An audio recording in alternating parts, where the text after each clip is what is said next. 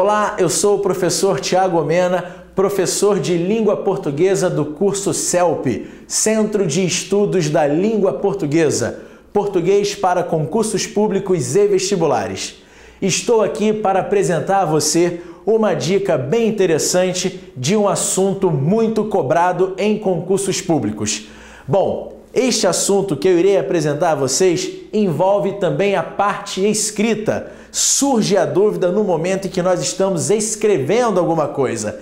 Quer saber qual é o assunto? Vou apresentar a você o slide. Observe, acompanhe comigo. Eu irei puxá-lo. Está vindo, está vindo? Opa! Aí está o assunto que nós iremos estudar. Uso do acento grave. Mas fique tranquilo, vamos estudar o acento grave de uma forma diferente. Você não vai ficar, neste momento, relembrando aqueles casos decorados do acento grave. Você vai estudar exatamente isto aqui. As situações pensadas do acento grave. Como assim, Tiago? Situações pensadas do acento grave. Primeiro, vamos relembrar um detalhe bem importante. O que significa crase? Crase significa soma, significa fusão. Fusão de vogais de categorias gramaticais distintas. Quais são as vogais da língua portuguesa mesmo? A, E, I, O, U. Tudo bem? Então, quando eu digo que crase é fusão, é soma de vogais, eu posso ter crase diante da seguinte soma. A mais A, E mais E, O mais O, U mais U ou I mais I. Toda vez que nós visualizarmos estas somas, significa dizer que está havendo a crase, que está ocorrendo o fenômeno da crase. Entretanto, o acento grave, aquele acento que é usado, vai ser colocado apenas quando a fusão for de A mais A. Não é toda e qualquer fusão que leva aquele acento grave que você já conhece. Vai ser apenas a fusão, a soma de A mais A. Este tipo de soma é que irá fazer com que nós coloquemos o acento grave. E quando nós estamos estudando as situações pensadas do acento grave, nós temos de saber reconhecer se esta soma, se esta fusão está acontecendo. Então, esqueça o decorado, aquelas situações decoradas que você viu até hoje e vamos tentar raciocinar um pouquinho mais e enxergar as somas nas frases.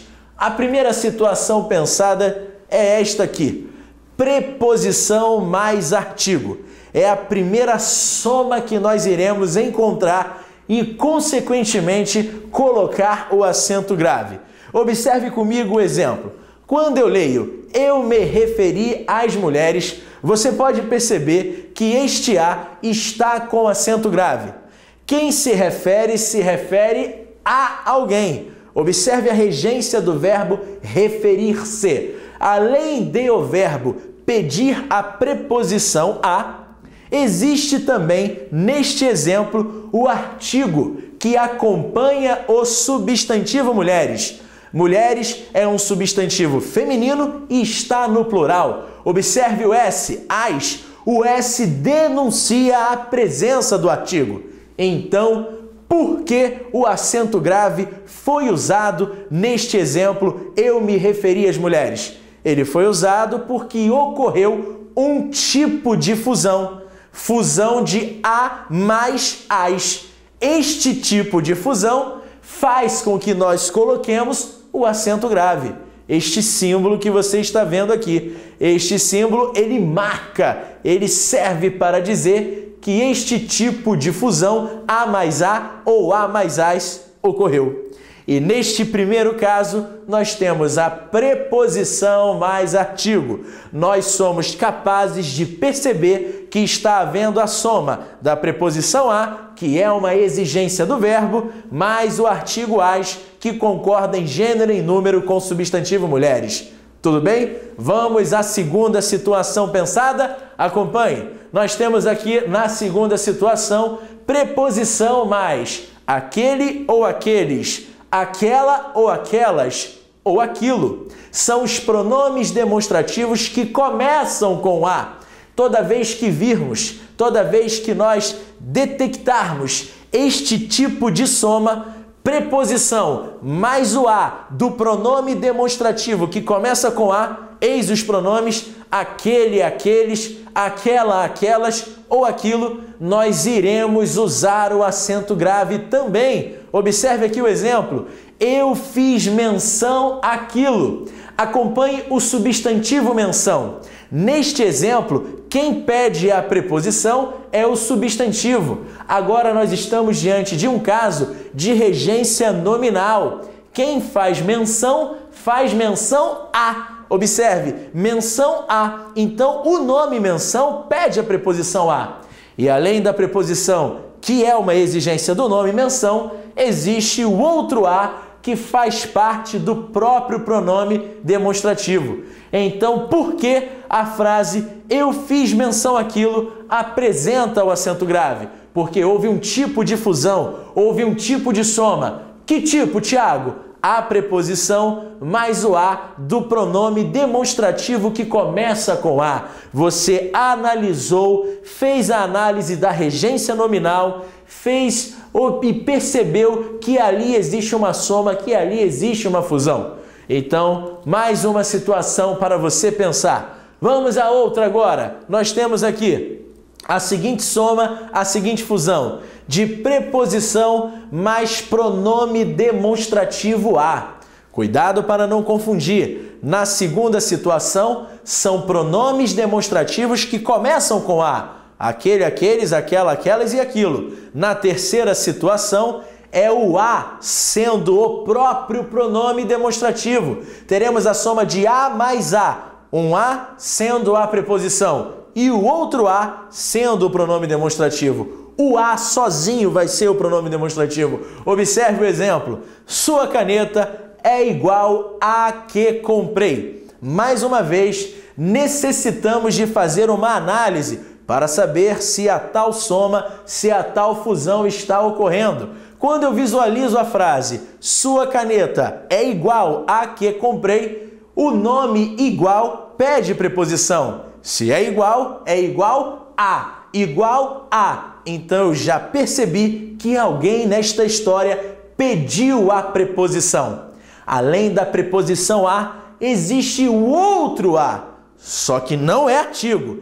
Este outro a é o pronome demonstrativo. Então, por que ocorreu acento grave na terceira situação? Porque houve uma soma, porque houve uma fusão de a mais a. Um a é a preposição, exigência do nome igual, e o outro a é o pronome demonstrativo a. Uma forma para nós enxergarmos de maneira mais simples a presença do pronome demonstrativo a é exatamente jogar esta frase no masculino. Troque caneta por lápis. Por exemplo, seu lápis é igual ao que comprei. Se no masculino ocorre ao, no feminino ocorrerá a com acento grave.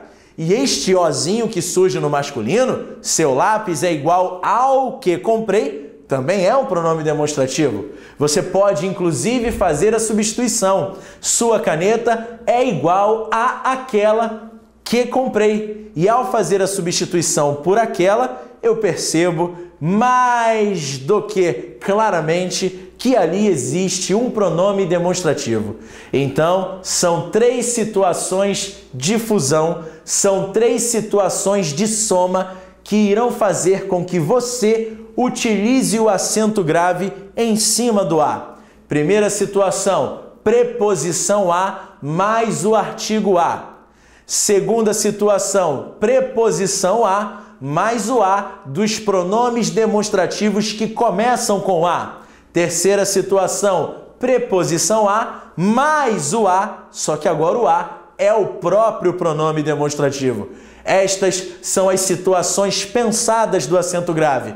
Pensadas porque não depende de um decorado, depende de uma análise. Para eu saber se a soma está de fato ocorrendo, eu necessito de analisar primeiramente se alguém pede a preposição a. Ou seja, a regência verbal e a regência nominal devem ser analisadas detalhadamente para nós descobrirmos se a preposição a está sendo exigida por um verbo ou por um nome. No primeiro caso, eu me referi às mulheres, a preposição a está sendo exigida pelo verbo. No segundo caso, eu fiz menção àquilo, a preposição a está sendo exigida pelo nome menção. E no terceiro caso, sua caneta é igual a que comprei, a preposição a está sendo exigida pelo nome igual. Então, no primeiro, regência verbal. No segundo e no terceiro, regência nominal. Não se esqueça disso. O primeiro passo é perceber se a preposição está sendo exigida por alguém e depois perceber se existe um outro a para que a soma ocorra e, consequentemente, utilizemos o acento grave. Estas são as situações pensadas que envolvem o acento grave na língua portuguesa. Tudo bem? Espero que essas dicas tenham servido a você, tenham sido úteis a você. Continue acessando o portal do CELP, o canal do CELP lá no YouTube. Não deixe de assistir às outras dicas. Tudo bem, meu aluno ou minha aluna? Espero por você e até uma próxima dica.